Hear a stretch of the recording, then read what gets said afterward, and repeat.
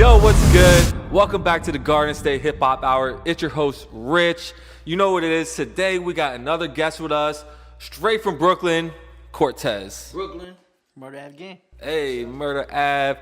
Speaking, you got a lot going on this year. You dropped a new project, Resolutions. Talk to us. Resolution, just a product of what last year was.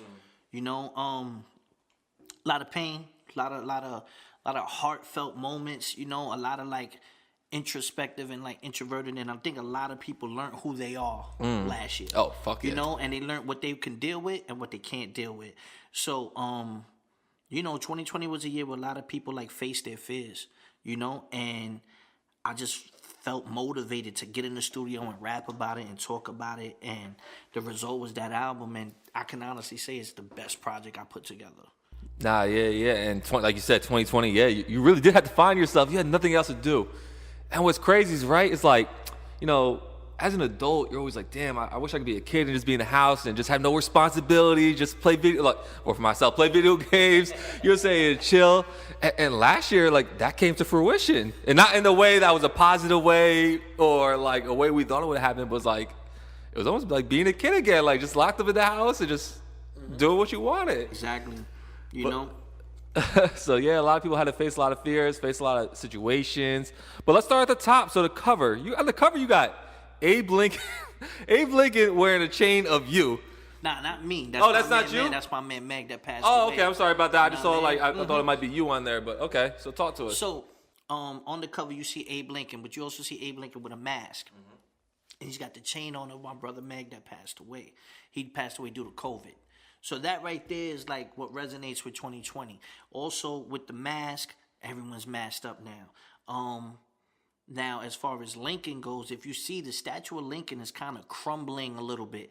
And I feel like that was just the time that our country felt like we was in, you know, with the whole presidency issues, with Trump, with Biden, with everything. I wanted to entangle everything that's going on in the year in one cover, you know, and the way he's crumbling, I just felt like our society's been crumbling, you know. People's rights are being taken away. People's privileges are the things that are in our Constitution that we feel for are being stripped away, you know, and it's sort of like a us versus them mentality in this country right now. So I wanted to touch on that and bring a unique way of combining that as the cover, and you know, that was the result. You know, it definitely stood out. Have you been paying attention to these NTFs? NFTs, my bad. So NFTs, then did you have? Yes, sometimes I get things, numbers, words, letters backwards. But yo, have you thought about like placing the cover artwork as an NFT? Already on it. I've been doing my research before, but the NFTs, like, I'm still understanding it, but I'm already seeing how lucrative it can be, and I've already like spoke with my team and try to figure out, okay, what do we have that we can sell these items with, stuff like that. But the cover was definitely the first discussion we had. Yeah, so you're definitely tapped in there. Look at you. One thing you're going to know about Cortez, I'm going to figure out where the bag is at. I'm going to figure out where the bag is at before everybody else can get to it. By the time y'all get to it, I'm like, oh, yeah, we over here already. You know what I mean? So, yeah, the NFTs is definitely the biggest wave right now. A lot of people are trying to fit, and a lot of people making money off of it, too. I've seen a Jim Jones interview. Mark Cuban is on it now. So, and I think The Weeknd just said he's going to release his next single through NFT, which is crazy. I'm with that. I'm a huge Weeknd fan. I don't know how you feel about him, but nah, he's dope. He's always been dope. Nah, he's. I got the XO tat. You know what I'm saying? Oh wow. Yeah, nah, cause to me, you know what I'm saying? To me that's like the Michael Jackson, like our era. Like yeah, for me, you know, the artistry, the music, the changing of like with each album, even the changing down to his hairstyle. You know what I'm saying? And just putting it together. So let me ask you this. See, now I'm interviewing him. You rank The Weeknd above Chris Brown? Yes. But see, here's the beautiful thing about music, right? Here's the beautiful thing about music. It's subjective. Oh, definitely. It's subjective. Top 5 lists, all these things. Like that's why I never get angry or upset or don't understand. And also don't understand why people get upset about top 5s. You know what it is? It's subjective. I mean, you probably attached to The Weeknd to a certain time in your life or a certain era where you heard a certain song where you was like, oh, I fuck with him. You know what I mean? And then from there, you stuck with him. So, you know, that's why I feel it's so subjective, because music touches you at the most different times of your life that you sit there, you'll hear a song that you haven't heard in 20 years, 10 years since you was a kid, and you'll be like, I remember exactly what I was doing that day. I was walking to the store, getting an icy. This guy was playing it in the car. Like, you know what I mean? Like, so when music resonates with you like that, you're going to connect with those artists. And that's why it's really subjective. Yeah, that's the beautiful thing about music and discussions and battle rap. At the end of the day, there could be majorities, but it's still subjective. Big facts. Big facts. But we got to go into that later. They hate me. They hate me and they love me. They hate me, then they love me, then they love me, and they hate me again. Like, you know? It's a journey. But you still here. 10 years in. 10 years in. You feel me? And not a lot of people can say that. 10 years in, you just dropped a project. Second song with Method Man. Video just dropped March 26th, which is, I know we're recording right now, but this was 3 days ago, Friday, by the time this drops. Method Man. That's the bro, man. You know, that's our second joint that we done. He was on my last project. It's the second video we did. And I could just honestly say, like, of all the celebrities, he's the realest. He's the most humble. And he's the one that really, like, has extended his arms and, like, gave me access to everything. I recorded the whole album at his new studio. Oh, wow. Yeah, I recorded the whole album at his new studio. And he's just been, like, giving me game. You know what I mean? Opening doors, giving me opportunities. And I can't say nothing but super respect to him for that. You know, he doesn't have to do that, and he sees the grind. So it makes me work harder knowing that I can use him, you know what I mean, like for certain things, but I gotta come correct. And the fact that I always come correct is why he fucks with me. Word. And how was it the second time around with him? All right. So I feel like the first song we did, Classic, that was a hip-hop record. That was boom bap. It was hard, but it was still current, and it was real, and it was bars. Cool. This second one, I felt like with Resolutions, I was trying to set a mood, and I brung him more into my world on this record, you know? And even though I brung him into my world on this record, he still fucking bodied it. Like, you know, and that's what legends do. Like, he was like, oh, no, this is a go. Let's do it. You know what I mean? And the fact that he fucked with it like that, and I mean, yo, he shows up to the video shoots and knows his verses.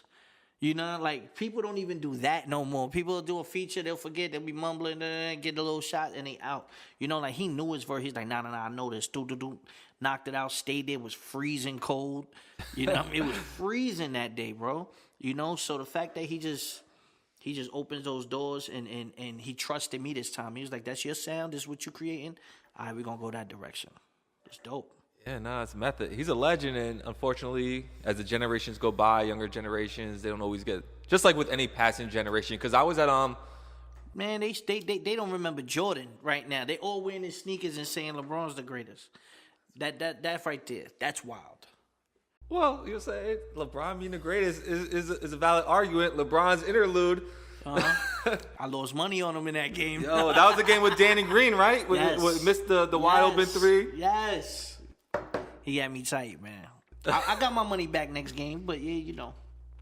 Yeah, but like you said, forgetting, I was at the Dave East concert at the Sony PlayStation Theater, like December 2019, before everything happened on my stage. Method Man, he brings out Method Man. Method Man is performing. It's like the audience doesn't know any of the music.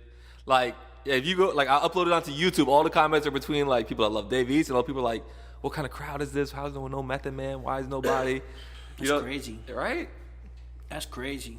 That's super crazy. But man, the video, was this something that you came up with? Do you come up with the treatments for your own video? Because it's kind of like you're in front of the fried chicken spot. It's like kind of more of a rundown building. All my videos, I basically executive produce, I guess, right? With the directors. But yeah, this one was the chicken spot is on the new in Staten Island. You know, they just built the Wu-Tang district for them. They named the whole district after them, the streets. Oh yeah. And it's a four-way.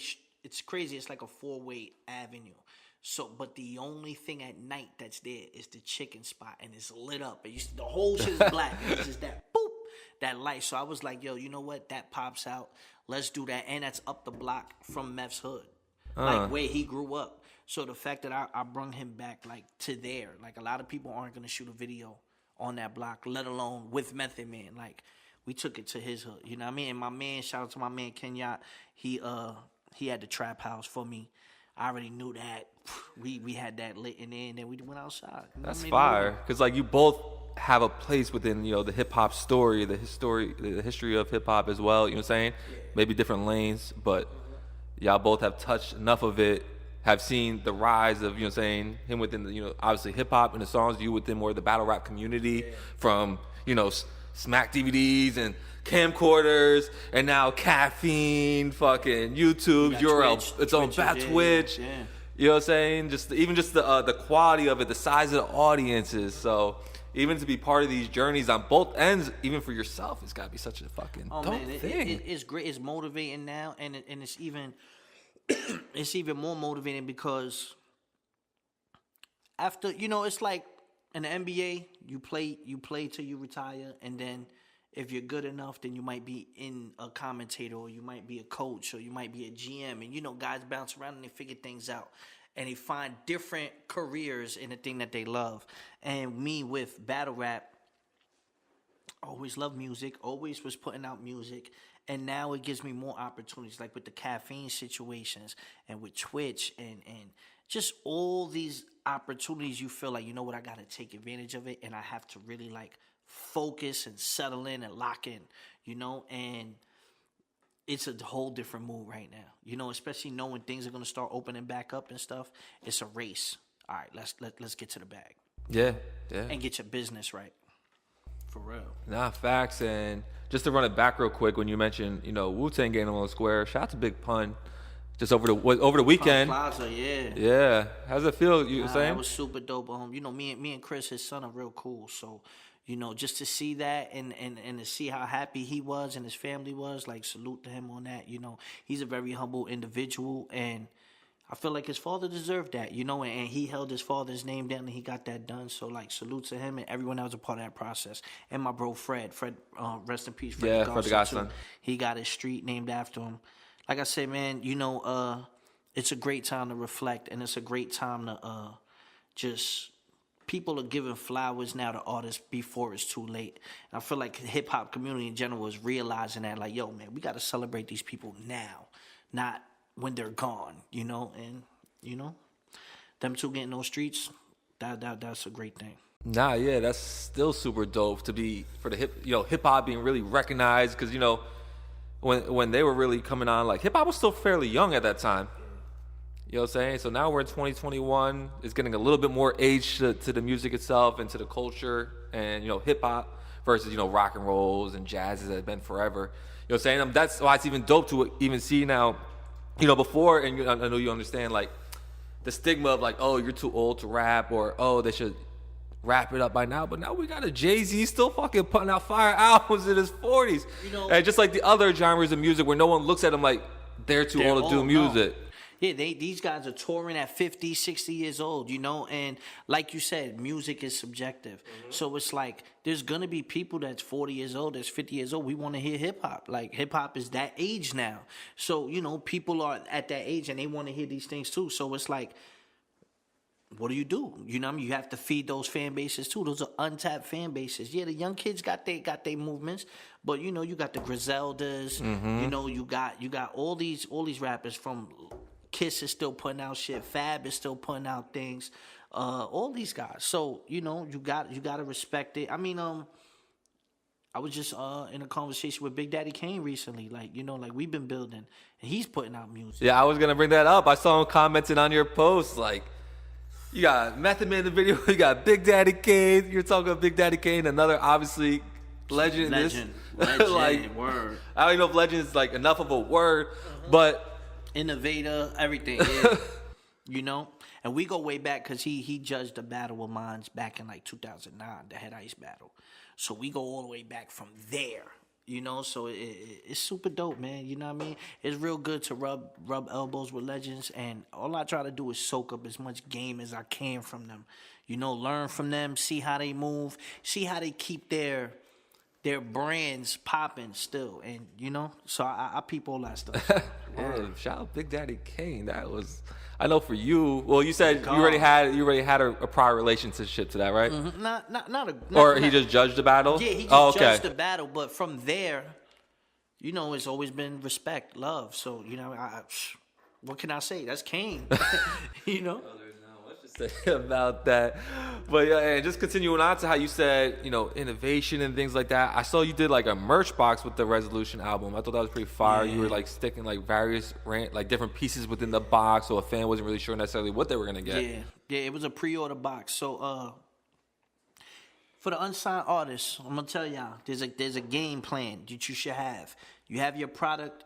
If it's gonna come out digitally, cool. But I also feel like the way streams are, we're not getting our full residuals, artists in general, and it's a big thing with the industry right now. A lot of people can't monetize what a stream is. If you can't monetize it, then you don't know what you're supposed to get. So what a lot of artists have been doing recently, and myself as well, I made it to where you can just buy it from me directly, cash at me, PayPal me, whatever.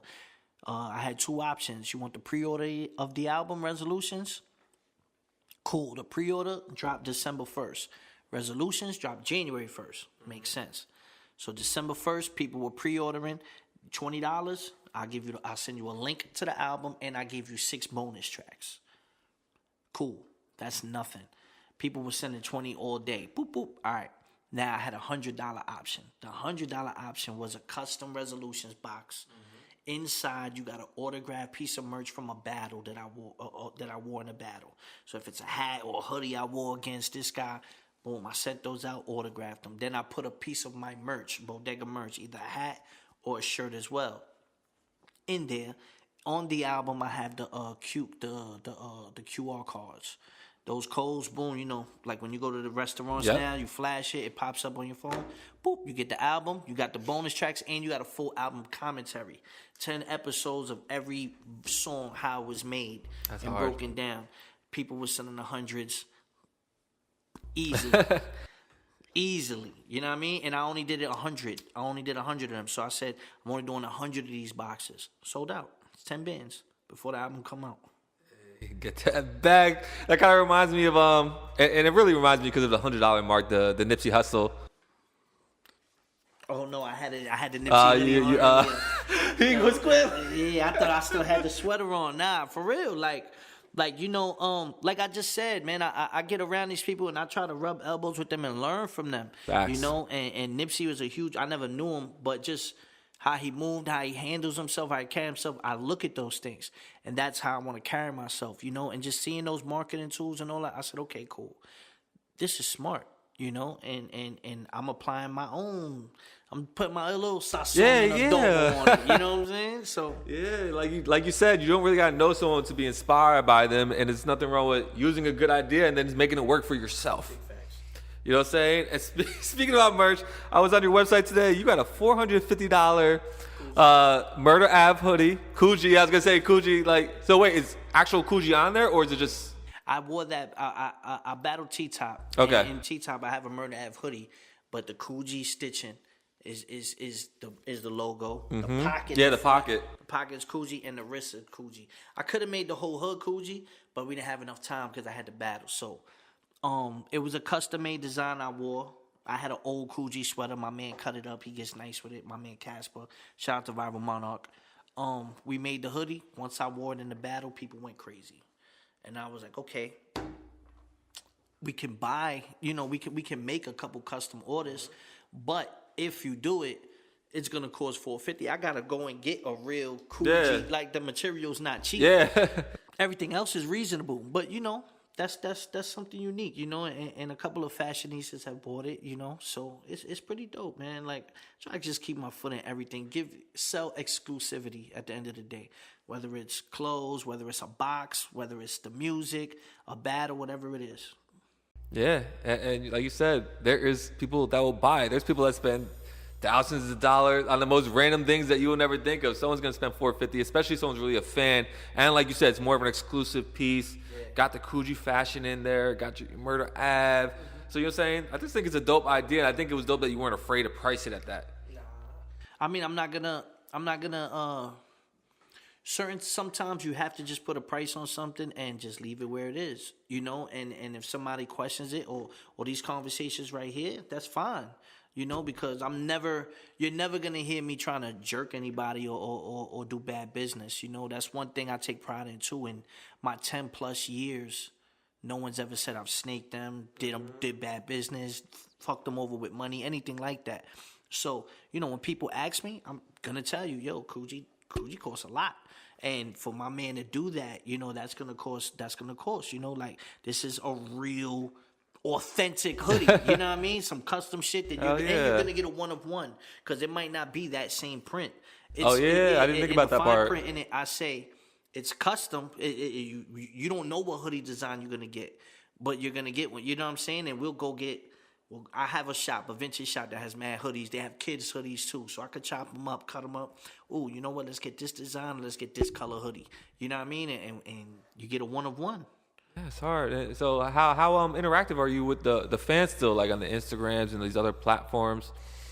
I'm heavy on the Instagram, heavy on Twitter, Facebook as well.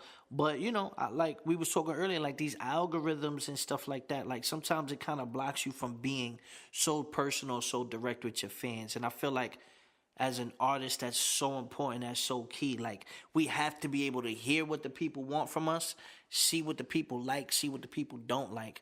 And sometimes like it'll be somebody that I know, that I see every day. And we don't see each other on each other's timelines. So social media is in a little like transition right now. That's kind of funny, But it's very important. You got to talk to the people. Yeah, and like we were saying earlier, it's a business. At the end of the day, they give it to you, get you addicted, and then take it away and charge you for it. Now they gonna tax us. Yeah. So like I'm kind of on the fence about like those kind of things, because I understand from us as a creator side, but then I have to be open minded to understand as a business somehow they got to get their bread, just like. You got to get your bread. I got to get my bread. So, but they do it in a way, it's like, we're going to get you addicted first. Yeah, it's part of lifestyle. It's a lifestyle. That's it. Like, people spread the news more through social media than they do on the news anymore, television. Facts, memes. Think about what happened last year, earlier this year. Does that happen without the power of social media? You wake up, you see a couple memes, you see people talking about something, and then you're like, okay, something happened with this, and then next thing you know, you go and then you find it, and you know what I mean? That's how it is. So they know their power, they know their strength. But how do you think it? How do you feel it has affected music or the battles, since you were around before it was making music and you were part of the community before social media, and now you're a part of it as social media is really bubbling? Yeah, well, the funny thing is with the battles, now that URL has its own app, a lot of the battles on URL or that were through Caffeine, we can't promote them on social media. The minute we do, it's an infringement. Wait, you can't promote it? If you tell me what top tier battle rapper has promoted their latest battle on social media with a clip?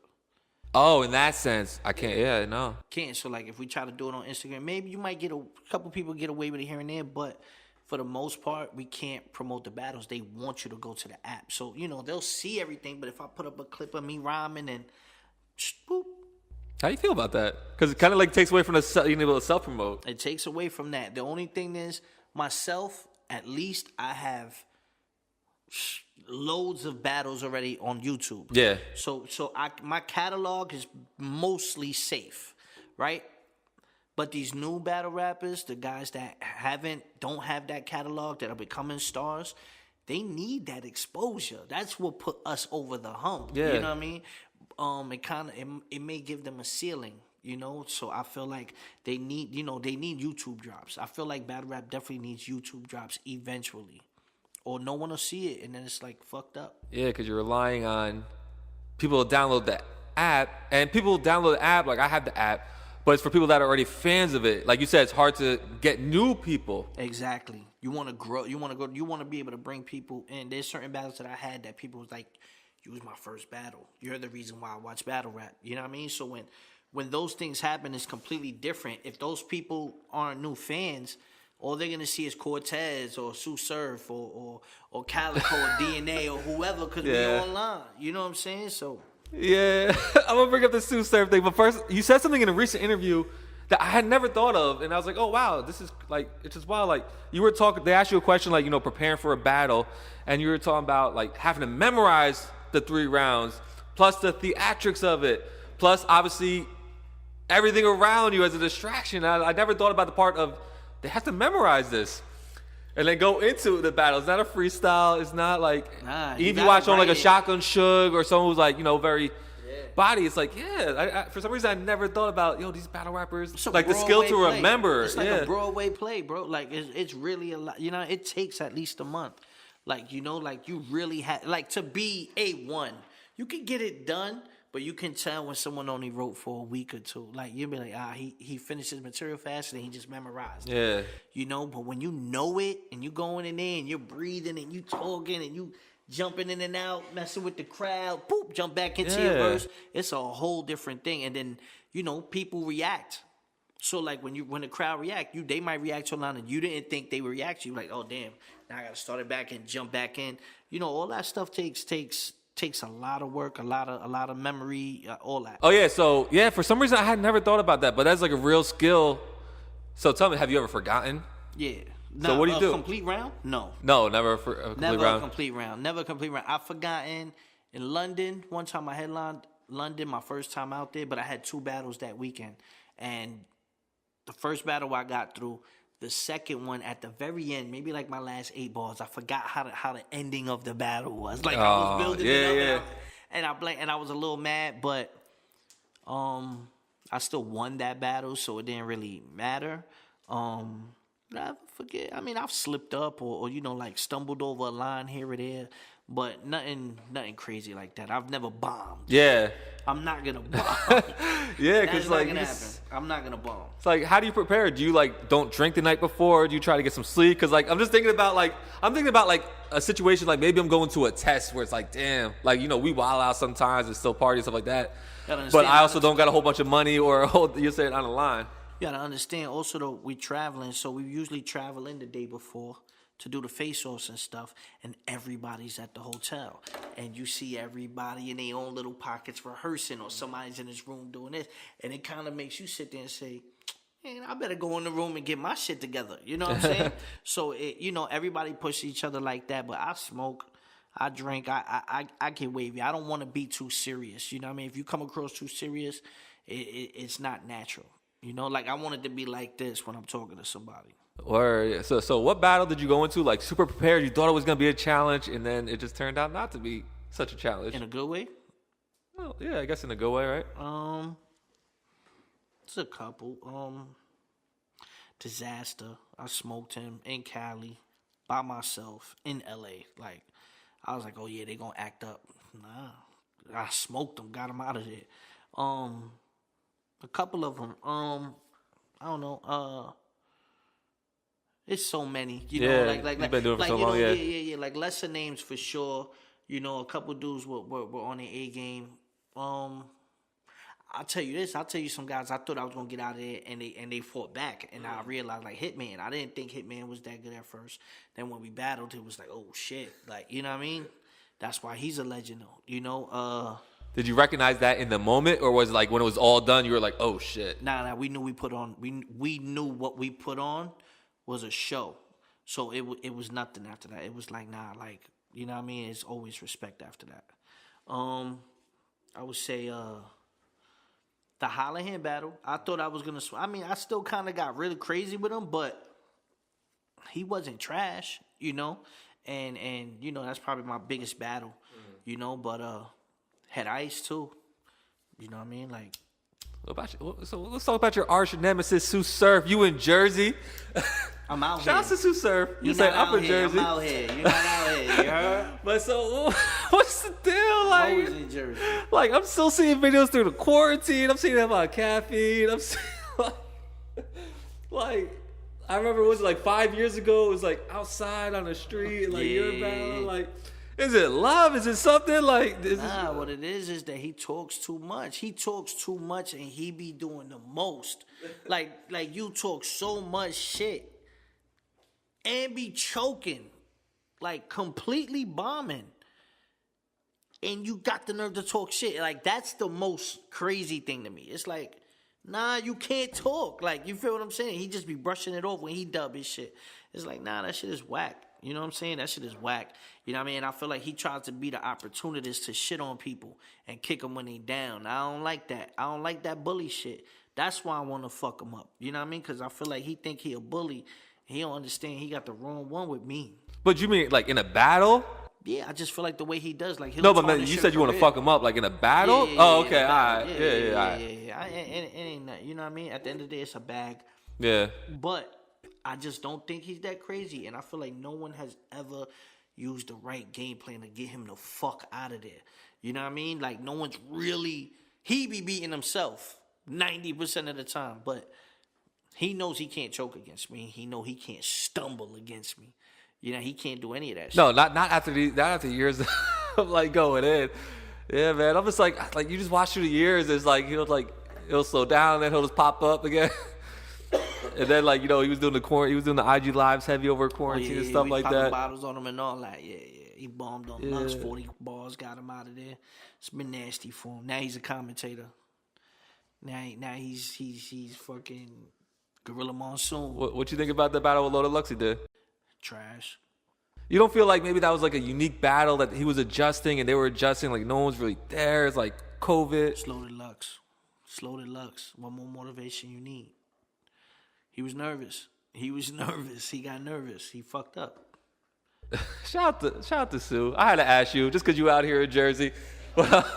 Yo, so back to the music. So what's what's more exciting for you? Is it was it completing a battle, or is it like when you drop an album and a song? Because they're completely different worlds, you know?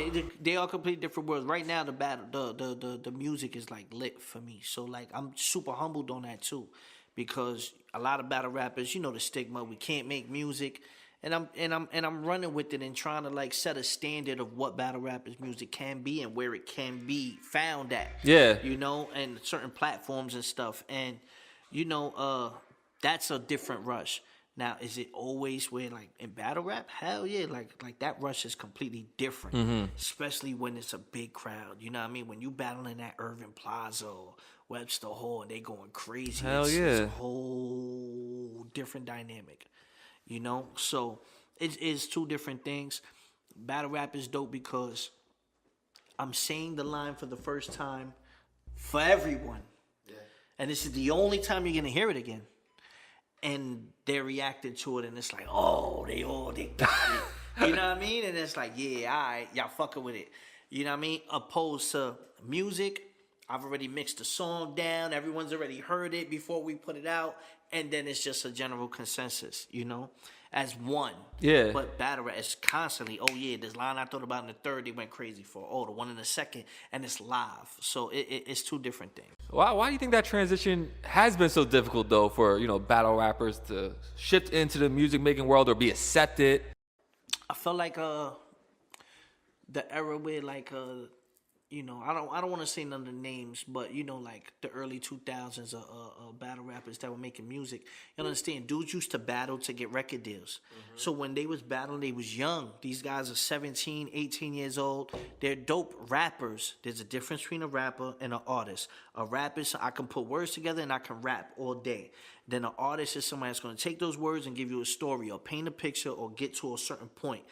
When the rapper becomes an artist is when oh, he goes. You know what I'm saying? When somebody could just rap good, it's cool. But when somebody can talk and you resonate with it, that's a different level of writing. And those guys were getting deals so young, then getting thrown in the studio and people wanted to hear music from it and had nothing to rap about. These niggas ain't lived no lives yet, and the music came out whack. Just be for real.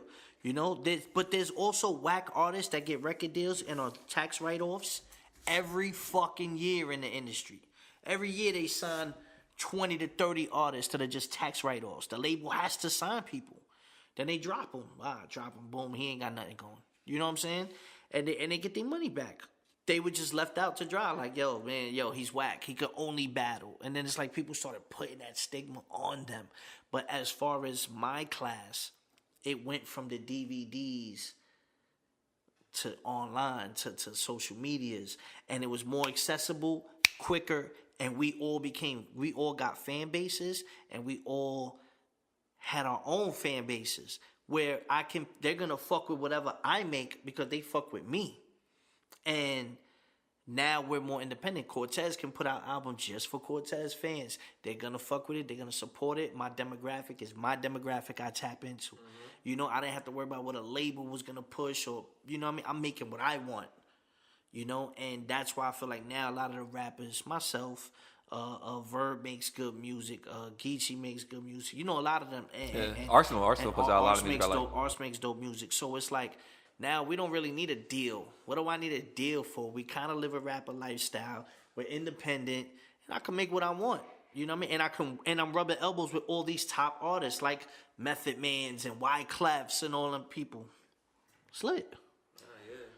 So, but what do you feel like? So, are you not worried about tapping outside? Like, you're comfortable with your audience that you have currently? Do you even try to like expand past that? Because I know right there you just said like you don't got to worry about who a label is trying to push it to. Yeah. I mean, I like to make good music, and I will push the music and get it into the right people's hands. And if something was to come across of it bigger than that, or opportunities arose because of that, then that's fine. That's great.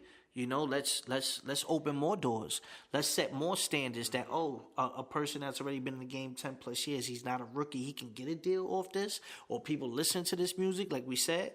Boom, let's do it. You know, but everything has to be, you have to be ready in order to get somewhere. Like if I'm not ready, then when these opportunities pop, I'm not gonna get in. Yeah. So I make sure that I just try to cover all bases. Like with Cortez, I'm always gonna be out working people. Is no days off for real. I want to get into every little thing, figure everything out, and get to that bag. I have to. Yeah. It's not about I want. It's like something in my head. Like I have to. NFTs. Oh, let's find out about it. You know what I'm saying? Oh, pre-orders. That's how they doing it. All right, yeah, boom. Let's find about it. Oh, word, they getting their own buzz strands. Okay, yeah, boom. Let's talk about it.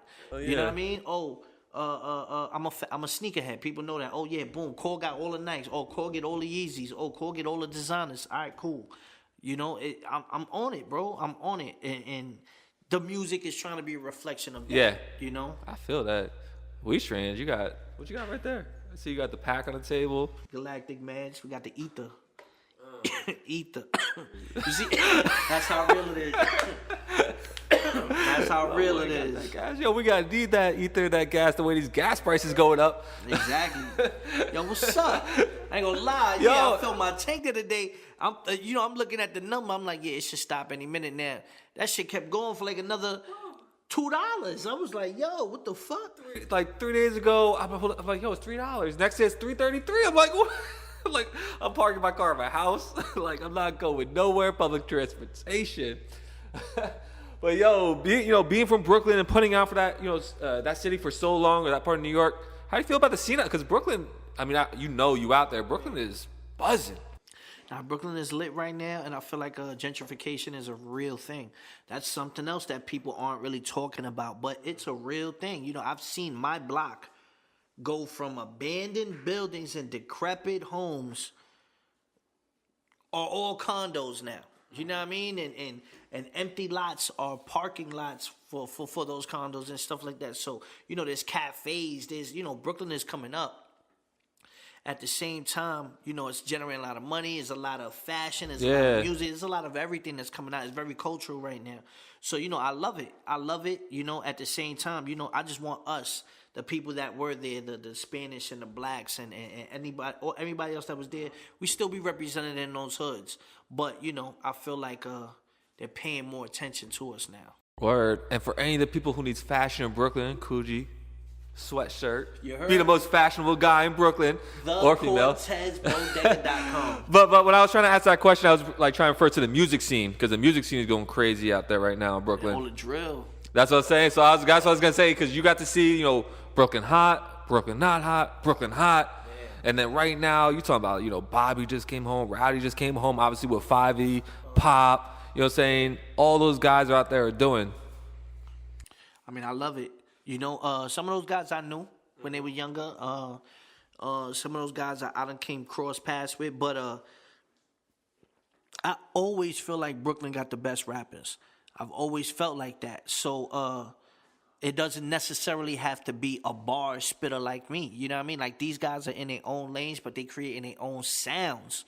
You know, everyone want to rap like Favi, or everyone want to reenact Hot Nigga. Like, you know what I'm saying? Like, or computers. So it's the fact that it's a wave, you know what I mean? And that Brooklyn wave is, like, undeniable. Nah, Keep facts. it a buck. Yeah. I mean, there's still a lot of lyrical artists coming out there, but the ones that I tend to run into or to speak to me for some are all coming out of Flatbush. Yeah. I don't know why, but anytime I talk to someone that's more lyrical, I'm like, oh, where you from? Like, Flatbush. But what's up? We're gonna catch Cortez on the drill? Oh no, there's already a couple joints. Oh, there is? Okay. There's a couple things lined up. You know what I'm saying? We can't let those features out yet. Oh. We're working with some people. Is this gonna be for the deluxe? It's gonna be maybe for part 2, or it might be a new series I got. I'm working on some things. You know? Yeah, man. Fuck it. So this album, what was your favorite song off this project? Favorite song on the project? It varies. It changes. Right now, From the Bottom is my favorite record. Yobi bodied it. My man Crisis produced it. Crazy. You know, and it was just real. I was just talking some real shit on there and giving game, you know, and talking my fly shit. So, you know, definitely From the Bottom. Another one of my favorites is definitely LeBron Interlude. Like, I just like it. Like, you know, like, I just like the swag shit. It wasn't a Jordan interlude. You know what I mean? Yeah, it wasn't. But wait till you hear Kyrie's interlude in part 2. You know what I mean? So there's a question that's been going around a lot lately, a discussion, debate, whether if Irving is better than AI. I seen that on ESPN. Oh, okay. They said Kyrie's numbers is better, but AI was a better leader. They said, like, you know what I mean? Like, he can be the man on the team and push them. Kyrie's always like the number 2 type shit. What you think? It's hard because, like, it's basketball. Like, I don't like to compare generations because of, like, points go up, rebounds go up, athletes get better. But, like, and we have a place in our heart for AI. Yeah. You know what I'm saying? It's cultural. Drag it to the championship against the Lakers. You know, the All-Star game with the Kobe. Just the clothing that the whole NBA was like, you know, we're changing this shit. Like, you know what I'm saying? Like, so it's hard. But like you said, also, Irving played with LeBron. Irving's playing with KD. He's never really been the guy. He's on a look at the team now. Look at the team now. You got Harden. You got KD. You just signed Blake Griffin. They just signed Aldridge too. Aldridge, Joe Harris. Like, you want to stack. They got the squad. I feel like Brooklyn gonna win it this year though. Brooklyn gonna win it this year. And I'm in Jersey, I'm saying that. Brooklyn is definitely gonna win the chip this year. Man, yeah, so we ready. So you got the interlude coming. You got the Irvin interlude coming. So we asked your favorite song. Do you have a favorite bar off the album? I got a couple. I ain't gonna lie. I got a couple. I could be cocky, but you know, I think on the intro, you know what I'm saying? They dead in morgues. Stressed out. Rolling runs got me higher than my credit score. The only way that I can focus, them fools ain't your mans, boy, they bogus. You stop texting first, and I bet you they won't notice. That's why I got no more daps for them. I blamed it on COVID. You know what blamed it on COVID. My boy goes crazy. Little sneaky shit. You know what I'm saying? You got bars. Like as we were talking about earlier, I saw you on My People's Blades and Bars. Go check out Mean 16. I'm not sure if it's out yet, but when it comes out. It is out? Okay, I saw you had posted it. It's lit. Yeah, it's lit. Mean 16. So you really out here in Jersey? How'd you you said you had that? That's fire, man. Damn. Do you keep getting better? Do you feel, or do you feel like that way? I feel that way. I feel like as long as like music is something that you can get better over time. A lot of athletes are better when they're younger, but I feel like with music you get better over time. My pen right now I feel like is the best it's been. So that's a huge motivating part too. It's like, yo, right now I get in the booth with anybody, I do a feature with anybody, I ain't really worried. I know what I do, you know, and you just mature as an artist. More life experiences and things to talk about, right? Real talk. Word, and like the subjects change. Like I'm listening to that Drake 3-pack, and he's rapping about picking up a skit from daycare. Yeah. You when you get to those levels and you make it we're sound in fly, daddy daycare Drake era. Yeah, but then he said they know he said the Secret Service outside. Yeah, but that's school. what I'm saying. He made it sound that man talks shit about picking up his kid. Yeah.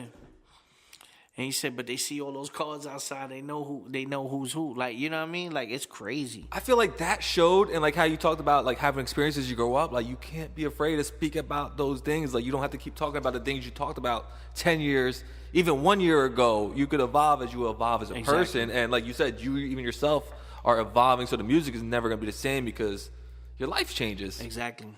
You know, Jay-Z was button up. Jay-Z was T-shirt with my chain out, like, fuck y'all all. And then he went to the button-ups, and now he's growing his hair out. And, you know, you just see those evolutions. You're like, okay. Yeah, he went from the jerseys to, we don't wear the jerseys, the button-ups. And the NBA, I recently heard a story about how the NBA was kind of trying to reach out and beg him, like, yo, say you wear jerseys and shit again. Because, like, the sales kind of, like, dropped when he said the button-up, the button-down line. Killed them. Yeah, man. So isn't that crazy, right? That's the influence. power of Jay-Z. The NBA was like, yo, Jay, that bar was too powerful. Yeah. You're fucking up our sales. Yo, that's power. That's influence. Yeah, man. So what's up with you? What's coming next? You have a battle coming up, right? I got a 1-rounder in Grand Rapids, Michigan this weekend. Besides that, there's some things with URL brewing. I can't really announce what, but it's going to be a lot of things brewing for May. And I'll be a part of that as well. And really just here, just grinding on. The album is basically done, part 2 already, Resolutions. Oh, it's already done. Basically done. It's basically done, maybe add 1 or 2 more joints. But I just want to get the timing on it, fix those things up. And also got another mixtape series coming out. And we also filming like a short film movie around Resolutions. We shot 8 videos, and then we did like a little mini movie. We starting to film around that, and just want to bring people my vision. I want people to see things in a different light, and just like I said, set a standard. You working? Yeah. When you sleep, my boy. That's what I said. Don't sleep. Don't sleep, man. Gotta get that bag. Oh man, you have a final message for the audience? Listen, cop Resolutions. Go stream that, tap in. Digital Scale and the LeBron interlude videos are out now. DM me, follow me, Cortez _Bodega. I respond to the fans. I respond to people. Let's work. Let's build. I'm out here. Salute. Word. Are you on Clubhouse? Yes, I am. Just so everyone's on Clubhouse, but do you do anything on Clubhouse? When it's needed. I did a album release there. Royce the 5'9" and Bishop Brigante hosted it for me. It's the 5'9", Grammy that's the nominated. That's my guy. But yo, this is the Garden State Hip Hop Hour. This was Cortez. If you watching this right now, like, subscribe, comment, go listen to Resolutions right now. Shout out Wave Change behind the camera. Peace. Yeah. Yo, you know this, man. The Kid Cortez, Brooklyn, Murray Ave gang. But I had to come through that turnpike, pull up on my guys. This is the Garden State Hip Hop Hour with your boy.